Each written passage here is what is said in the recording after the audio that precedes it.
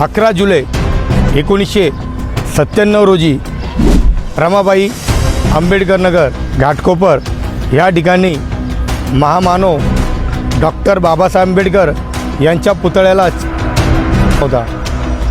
ही घटना जशी कळाली त्या ठिकाणी बहुजन समाज व आंबेडकरी समाज पूर्ण रस्त्यावर येऊन गेला। त्या ठिकाणी पोलीस स्क्वॉड यांनी आंबेडकर समाजावर गोळीबार केला। गोळीबार करत असताना 10 जण मृत्युमुखी पडले व 26 जण जखमी झाले। तशीच घटना 10 डिसेंबर 2024 रोजी परभणी या ठिकाणी एक मातेखोर हरामखोर जातीवादी दत्तात्रय पवार यांनी डॉक्टर बाबासाहेब आंबेडकरांच्या संविधानाच्या विटंबना केली। ही घटना जशी वाऱ्यासारखी पसरली, पूर्ण बहुजन समाज व आंबेडकर समाज रस्त्यावर आला। पोलीस स्क्वॉड उभा होता।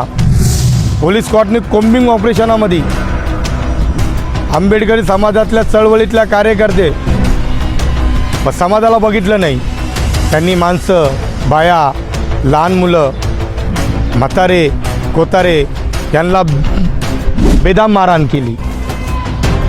कायकांच्या छात्यावर बसून बायांच्या एवढ्या बेमास पद्धतीने मारले, ही गोष्ट निंदनीय आहे। तरी अजून समाजाला न्याय भेटत नाही। पोलीस कस्टडीमध्ये सोमनाथ सूर्यवंशी यांचा मृत्यू झाला।